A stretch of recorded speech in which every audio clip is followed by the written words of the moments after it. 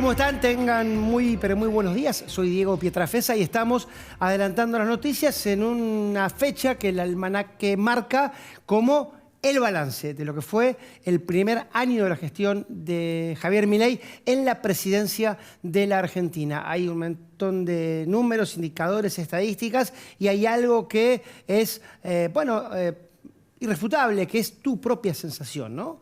Lo que a vos te pasa en tu casa, en tu bolsillo, con tu trabajo, con tu ingreso. De eso no lo conocemos porque no te podemos preguntar, pero del resto de lo que llamamos la macro, sí, y por eso vamos a hablar con gente que conoce del tema. No te vayas, presentamos a nuestros anunciantes y comienza el programa. En Vicente López la seguridad siempre fue una prioridad. Tenemos más de 2.000 cámaras funcionando y sumamos más patrullas en las calles. Porque cuando de seguridad se trata, no tenemos excusas. Trabajamos para mejorar ayer, hoy y siempre. Vivamos Vicente López. 91 años de historia. Conoce el Palacio Legislativo. Agenda tu visita guiada en legislatura.gov.ar. Legislatura porteña. Nos une a la ciudad.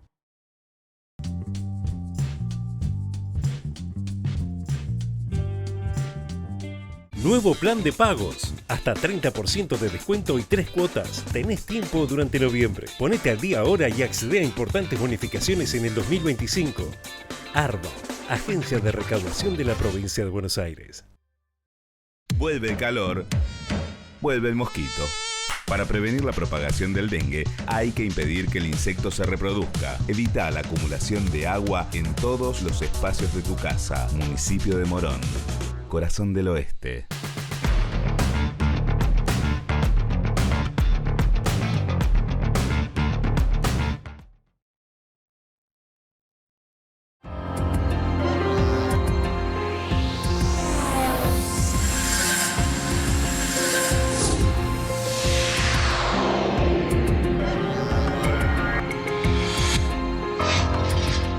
Muy bien, y recibimos ahora al invitado del día de hoy. Él es Carlos Fara, analista político. Carlos, gracias por acompañarnos en nuestro programa.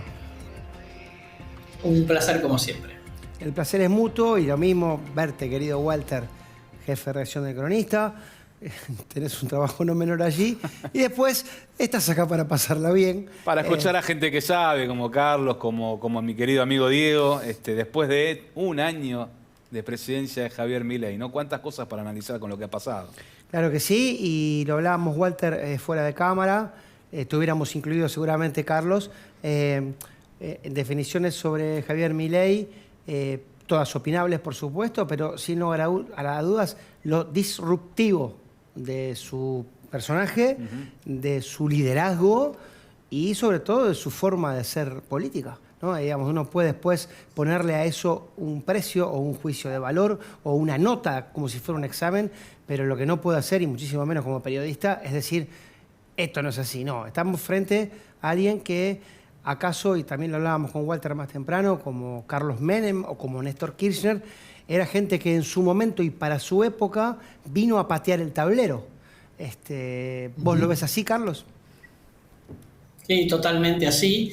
Está claro que había, digamos, un objetivo importante que era no pasar desapercibido, ¿no? Que se afirmara la autoridad presidencial, que se despejaran una serie de dudas naturalmente que había por el hecho de que Milei no tenía experiencia política, no tenía experiencia de gestión estatal y además, por supuesto, el gobierno más débil políticamente desde el 83. Con lo cual, yo te diría, ha logrado, para mi gusto, consolidarse, lo cual, digamos, es muy importante.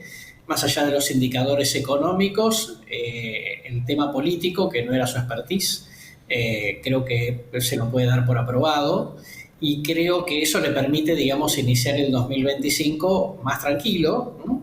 Y con una buena perspectiva desde el punto de vista de la elección legislativa del año que viene. Walter. Sí, mirando a la elección que viene, Carlos, y a lo que ha sido este primer año en el cual Milei tuvo que ir construyendo alianzas para tratar de sacar algunas de las leyes del Congreso, como la ley Bases, ¿cómo te imaginás el 2025? Te lo pregunto fundamentalmente porque hay una fuerza que es la que acompañó a Milei, que hoy por hoy parece estar en una disyuntiva de si seguir por la misma línea o trazar un camino que no la termine diluyendo en las elecciones del año próximo, que es el PRO, ¿no? Totalmente así. A ver, primero decir que el presidente hizo un aprendizaje pragmático, ¿no? Durante todo el año, porque además del PRO hubo la mayor parte del radicalismo y después, digamos, bloques que responden a gobernadores que le permitieron generar, vamos a decir, la ingeniería necesaria como por lo menos como para sacar adelante lo mínimo o resistir, digamos, el tema de los vetos.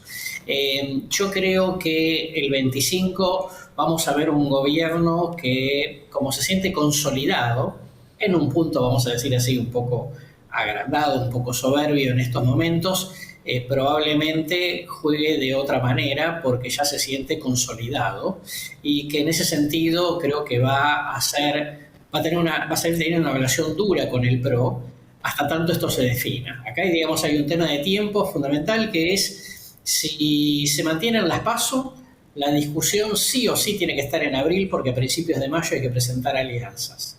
Ahora, si se llegan a suspender las PASO, significa que el gobierno tiene por lo menos todo el primer semestre como para seguir jugando con el PRO, a favor o en contra de esta situación, y el PRO viendo qué hace, ¿no? Desde el punto de vista de materia legislativa, teniendo en cuenta que por ahora no sabemos qué va a pasar en extraordinarias, quizá no pase nada, ¿no? Y que entonces, por lo tanto, el PRO no tenga oportunidad de manifestar sus disensos en esta época, ¿no? Ahora, Carlos, ya es cierto, estamos muy adelante, pero hablando en esta primera etapa de estrategia electoral, ¿dónde quedará el radicalismo también, ¿no? Porque explotado Juntos por el Cambio, ¿te parece que la Unión Cívica Radical va a tentarse ya sea a aliarse con Milei o a aliarse con el PRO otra vez tras la fallida experiencia de Juntos por el Cambio? Mira, no hay nada peor, digamos, que perder una elección, ¿no? Con lo cual yo creo que vamos a ver a un radicalismo que, digamos, tiene 5 gobernaciones. Yo te diría que muy probablemente la misma tesitura tengan los gobernadores del PRO y los que eran de Juntos por el Cambio. Me parece que lo que seguramente va a ser el radicalismo es dar libertad de acción a los 24 distritos para que cada uno arme la coalición que le sirva en cada circunstancia, porque pedirle a tus propios gobernadores que lleven una lista separada de la Libertad Avanza, corriendo el riesgo de perder y teniendo en cuenta que les espera una convivencia de 3 años más, en una situación en donde los recursos siempre van a ser dificultosos, digamos, es ponerse en una tesitura muy inflexible, es el mejor camino para que el partido se rompa y entonces después todas las partes son más difíciles de juntar, ¿no? Un poco como le pasó en la primera década de este siglo con la famosa concertación plural, ¿no? Que lo llevó a Cobos como compañero de Cristina. Me parece que cuando lo mismo es aplicable, digamos, a Macri, cuando tus coroneles comando de tropa empiezan a sacar cuentas políticas distintas del liderazgo, digamos, si vos te pones rígido, lo más probable es que pierdas todo por el camino. Entonces, digamos, me parece que lo más lógico en ese sentido es que cada uno, digamos, lo arregle como pueda y después se verá 2027, pero por lo menos es más importante estar dentro de una coalición ganadora que empezar a jugar, digamos, a la ruleta rusa sin saber dónde va a terminar la cosa. Walter. Es muy interesante esto, ¿no? Porque uno observa en las últimas horas, por ejemplo, al peronismo en la provincia de Buenos Aires, uniéndose en una imagen de Cristina Kirchner con Máximo, con Axel Kicillof, con Sergio Massa, y dejando trascender esta idea de, bueno, vamos a una elección que de alguna forma se separe de la nacional, en el sistema de votación, de alguna manera despegarlo, no nacionalizar la elección, pero también sí diciendo, bueno, somos nosotros contra Milei, ¿no? Esto de es cara o es seca, con lo cual también por ese lado sí se podría pensar en un interés en nacionalizarlo, que claramente, y te pregunto, Carlos, debería ser el interés del presidente Javier Milei también, ¿no? Sí, totalmente, porque al final las elecciones legislativas tienen una especie de doble cara. Es claramente un plebiscito sobre el gobierno de turno, pero al mismo tiempo, en términos prácticos, son 24 elecciones, ¿no? En donde vamos a ver seguramente distintas conformaciones de alianzas en función de cada distrito. Hay muchos distritos donde el PRO prácticamente no existe, digamos, no sumarse a una coalición con La Libertad Avanza, digamos, sería medio tonto, ¿no? Entonces, porque como decimos en esta jerga política, te contarían las costillas, ¿no? Innecesariamente. Entonces me parece que está claro, digamos, que eso va a favorecer un juego de polarización desde el punto de vista de las estrategias de campaña, que el gobierno no necesita tener grandes candidatos en cada distrito, sino que básicamente necesita tener candidatos que digan que ellos son los representantes de Milei. Me parece que ese es el camino, digamos, vamos a decirlo de alguna manera, utilizando, digamos, un término kirchnerista, el candidato es el proyecto, digamos, ¿no? Más que los candidatos, los nombres y apellidos que pongan en las listas. Sí, igual en provincia de Buenos Aires, cuando el candidato fue el proyecto, no le fue bien. Pero, Carlos, quería preguntarte, todo esto se sustenta sobre el humor social, está claro, ¿no? Porque es cierto, lo venimos hablando y vos seguramente lo sabés más que nosotros, hay un componente altísimo de la emoción, de la empatía o del rechazo a la hora de poner el voto en la urna. ¿Vos creés que esta quietud, digamos, en el estado anímico de la sociedad va a durar como para llegar a las elecciones con una tranquilidad, digamos, de votar sin apremios ni condicionamientos? Mira, pongamos el contexto. Si efectivamente Argentina el año que viene tiene menos inflación que este año y hay un rebote económico, seguramente el clima de la sociedad va a ser de mayor optimismo, ¿no? Y de hecho, digamos, en este último trimestre se está notando, más allá de la aprobación de gestión, se está notando una recuperación de expectativas. Eso significaría, si todo, digamos, indica que a medida que va pasando el año vos vas a ver una recuperación salarial, significa que vas a entrar con mejores expectativas a la segunda parte del año, que es cuando se vote, con paso o sin paso. Entonces te diría, me parece que el gobierno en ese sentido va con viento a favor, por lo menos el año que viene. Y por supuesto hay dos cuestiones que hay que poner sobre la mesa o advertir. Una es que no haya una crisis internacional. Digamos, el 20 de enero asume Trump, el mundo está como muy inestable. Y la segunda cuestión es que efectivamente el esquema económico del gobierno sea consistente. Si por el camino algo de eso llega a fallar y hay un rebote inflacionario, bueno, entonces estamos hablando de otro escenario completamente distinto. Por ahora, digamos que el viento le corre a favor al presidente. Sí, en una Argentina, ya te doy, Walter, sí, bastante inestable. Siempre recuerdo el microestadio de Arsenal de Sarandí en las elecciones de medio término del 2017, con un triunfo arrollador de Mauricio Macri en todo el país, en donde inclusive el propio kirchnerismo allí, yo estaba en el búnker de la candidatura de Cristina, aceptaba que había un Macri, por lo menos, había 8 años de Macri y 8 años de María Eugenia Vidal, y después, 2 meses después, la historia fue otra. Todo cambia, ¿no? Pero lo marcabas vos, Diego, y lo hablabas con Carlos, el aspecto disruptivo, ¿no? de la presencia de Javier Milei, de este dirigente que asumió la presidencia, y cómo hemos visto que a lo largo de este año de gestión utilizó precisamente el cambio como una forma diferente de la gestión anterior, ¿no? Si hemos tenido una máxima en el fútbol, ese equipo que gana no se toca, y sin embargo, aunque este gobierno avanzó desde el punto de vista económico con algunas variables interesantes, ha modificado y mucho a lo largo de todos estos primeros 12 meses, quizá como no lo hemos visto en gestiones anteriores. ¿Es una forma de gobierno que llega para quedarse? ¿Crees que esto responde a un momento específico de la sociedad argentina? ¿Cómo lo ves, Carlos?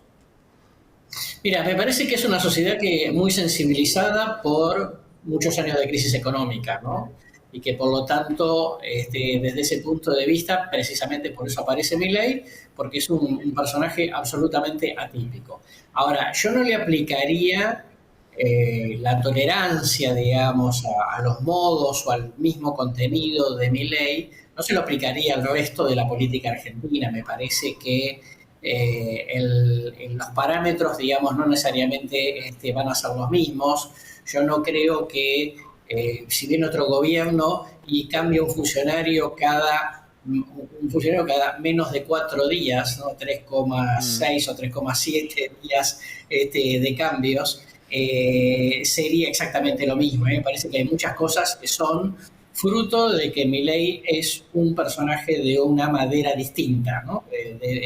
Tal cual vos lo dijiste, disruptivo desde todo punto de vista, y también la sociedad me parece que le aplica otros parámetros, otras reglas de evaluación. ¿Crees que entonces desde el lado de la oposición seguir por esa misma línea no sería aconsejable? No habría un contraste en todo caso, ¿no? Sí, es una situación. Mira, toda la oposición está en crisis porque es muy difícil saber cómo pararse frente a Milei, ¿no? Esto es, si lo confrontás, tenés el problema de que lo ayudás a instalar, digamos, el antagonismo que él quiere.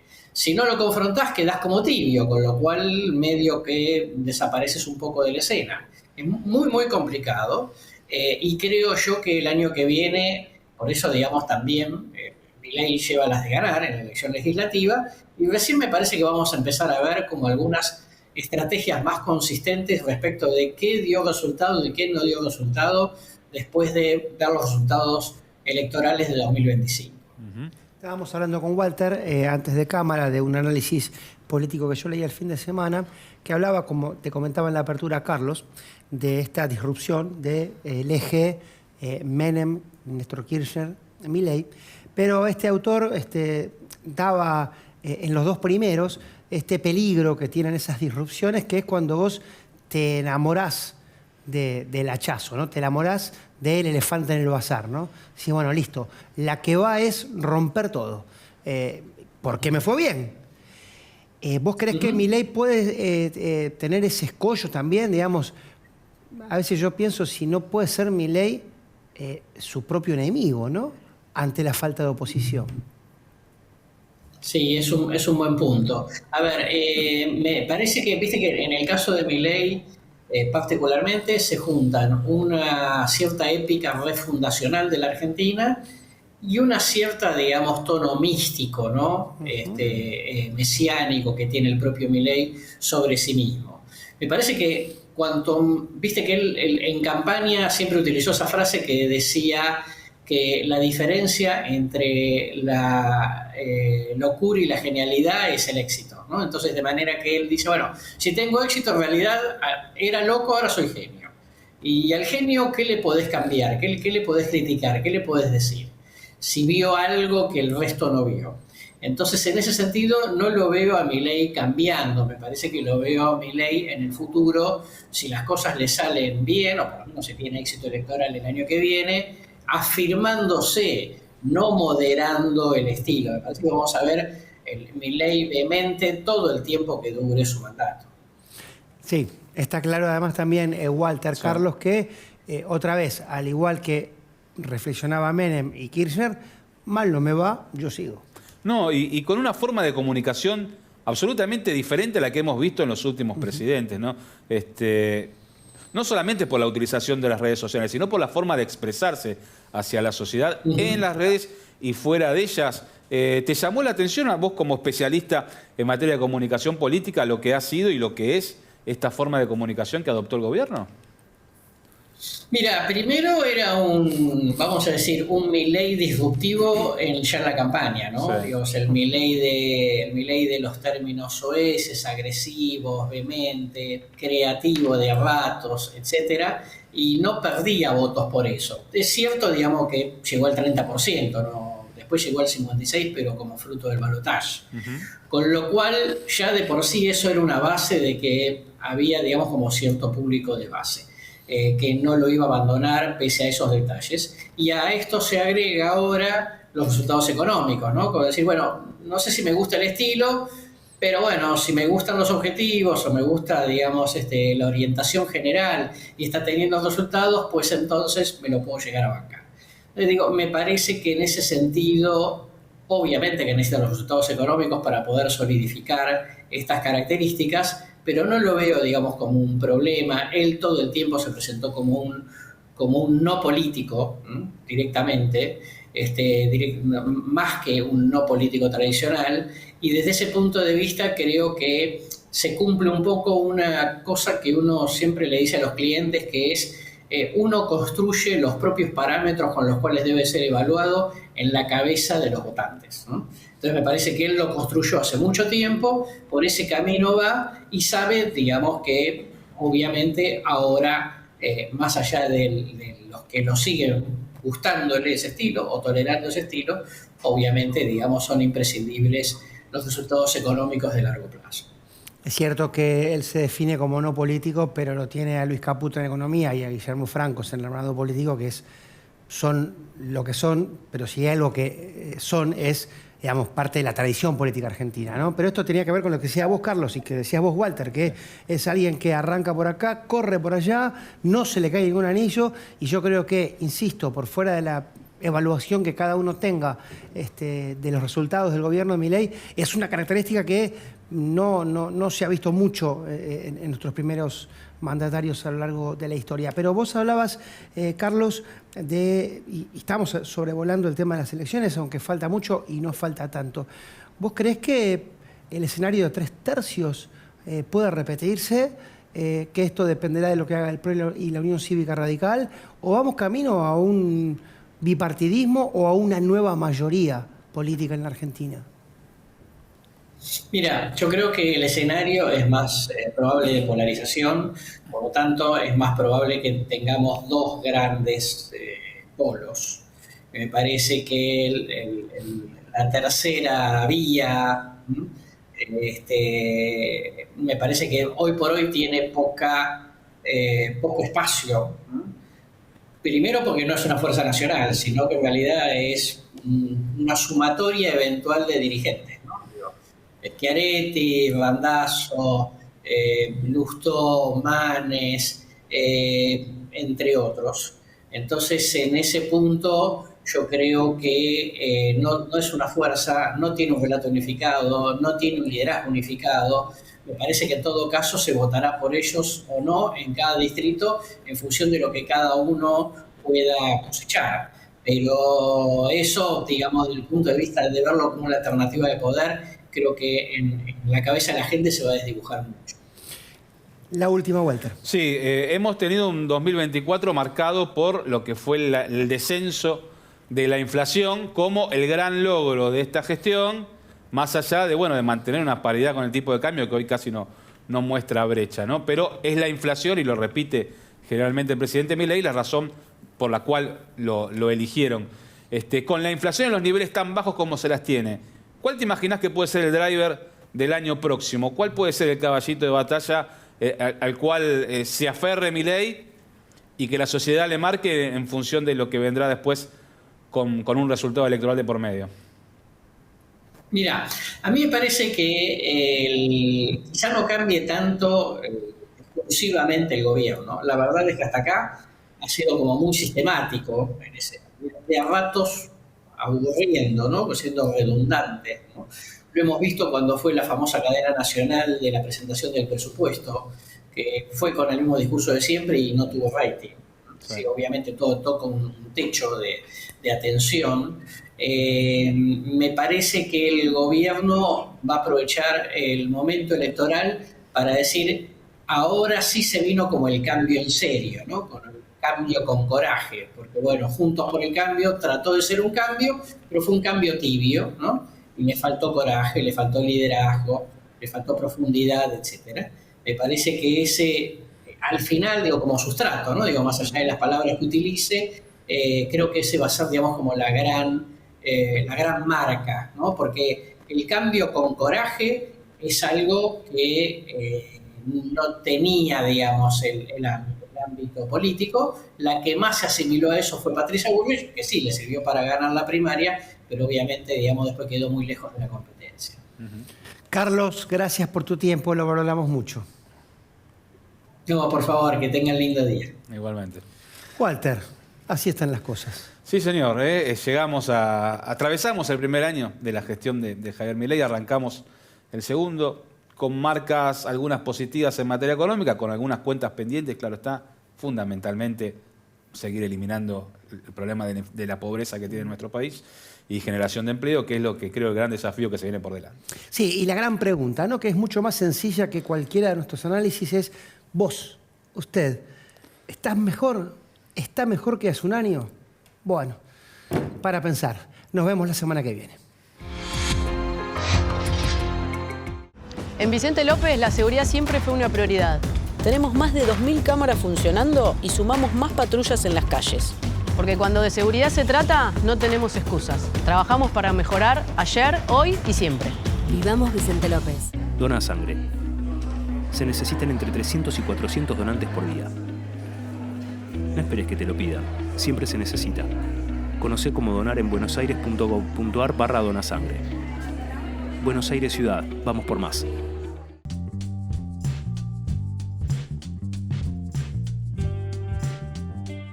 Vuelve el calor, vuelve el mosquito. Para prevenir la propagación del dengue, hay que impedir que el insecto se reproduzca. Evita la acumulación de agua en todos los espacios de tu casa. Municipio de Morón, corazón del oeste. Nuevo plan de pagos. Hasta 30% de descuento y 3 cuotas. Tenés tiempo durante noviembre. Ponete al día ahora y accede a importantes bonificaciones en el 2025. ARBA, Agencia de Recaudación de la Provincia de Buenos Aires.